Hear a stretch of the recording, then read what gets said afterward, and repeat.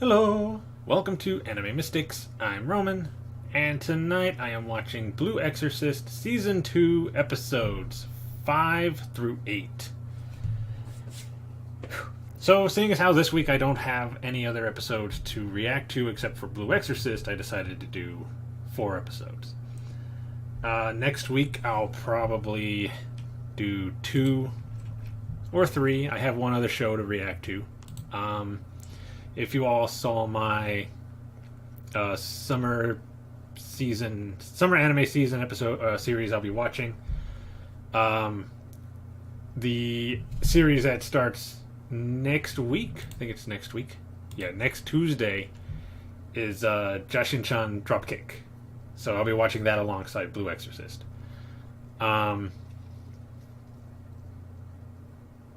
Anyway. Last episode, Rin finally was able to light the 2 candles on the side. Just the wicks, not the actual candles, like he didn't engulf them in flames. He actually got it done properly, to the amazement of Shima and himself. Not only that, the I guess elders or leaders of the temple that they're staying at had a meeting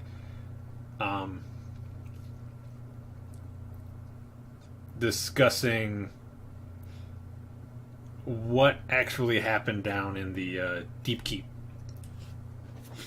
when this flame started trying to take the eye of God, I can't remember the name of the demon, but it was like going towards the eye, and they wanted to know exactly what happened. So they had the 2 people that were there, other than the master, that'd be Bond's dad. He's the only one that wasn't there. The way it was explained was that he was doing some kind of incantation. The master, I can't remember the name of Bond's dad. But he's doing this incantation, and he's basically trying to keep this flame from getting to the eye.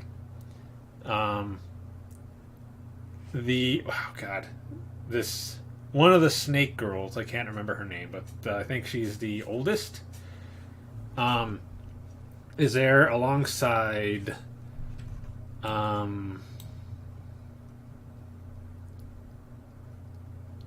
Shura's brother. Yeah, Shura's brother. The way it is explained is that he, Shura's brother, actually thinks the girl is the one who is going after the eye. It looked to him very suspicious that she went through the flame to get to it.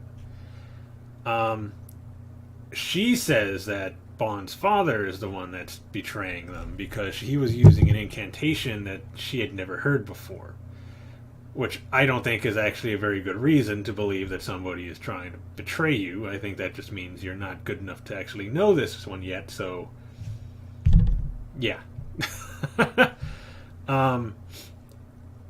I'm pretty sure Bond's dad knows a lot of incantations that they don't know. But that was her reasoning. And that was good enough for everybody else. Everybody else is now on board that he's the one who was trying to take the eye. Bond is actually having a hard time with that because he's got to think about it. You know, does it make sense that his dad is the one trying to do this? Then, actually, that was actually episode 3, wasn't it? Well, we got a little backstory from episode 3. Episode 4 kind of picks up where Shura's brother is following the one of the snake girls, the one that said that it was Bond's father, down into the Deep Keep because she is actually the one that's betraying them. Although she kind of feels like she's doing the right thing because I think his name's Toto, the guy that stole the other eye in at the school, the academy.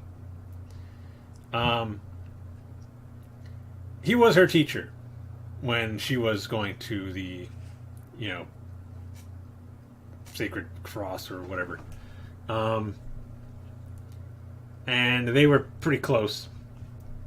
And he told her that Bond's father is trying to awaken this demon, and they need to stop him, so they need to get the eye out of there, basically. So she is stealing the eye to give to him so that they can keep it safe from Bond's father, who is trying to betray them.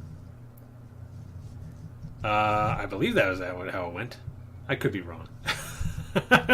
Either way, she's giving it to him, which is not a good move, because he's the bad guy. There's a small fight between Shira's brother and her. Bond's father and the others were actually watching the whole thing on the video surveillance, because they have video surveillance down there. And they got the whole confession about what she was doing on tape. And they got down there a little too late. It was already a bit too intense. And that guy showed up and took the eye, and they left. And then Bond's father's like, okay, well, I gotta go. We gotta figure out what we're gonna do with this. And Bond is trying to stop him. You can't just leave like this. You're basically proving that you're the one that is behind this. And he's like, look, I can't exactly tell you what is going on, but you have to trust me. And obviously Bond's not going to trust him. And actually tells him that if he leaves and goes to do what he's about to do, then he's dead to him. He has no father anymore, basically, is what he's saying. Rin and Shima are down there, and Rin, that triggered his flashback to when he told his father the same thing, and he got really angry and attacked. Not really attacked, but actually went over to Bond. His blue flames were showing. And he's basically trying to get him to take back what he said. To not make the same mistakes that he did. Which seemed to surprise Bond. Because he doesn't really know Rin's story. Obviously, Bond doesn't apologize or anything. In fact, Shura's brother tried to attack Rin, and Shima had to go and use this, I guess it's like a ring they have around Rin's tail. She had to do something to that to kind of knock him out. And she's basically, okay, everything's fine now. There's nothing to worry about. Let's get him to another room. And one of the other heads of the temple was like, you're going to explain this entire thing to me later, right? And she's like, yeah, we'll explain it. Let's just get him to another room right now.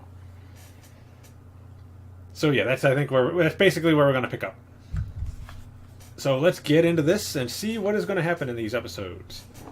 Just like any other time I watch multiple episodes, I'll discuss them after I'm done watching the last one. Alright. So the video is going to be located over here, and the link to the reaction is going to be in the description down below. What volume do I got this at? There we go. And we're going to start this episode in 3, 2, 1.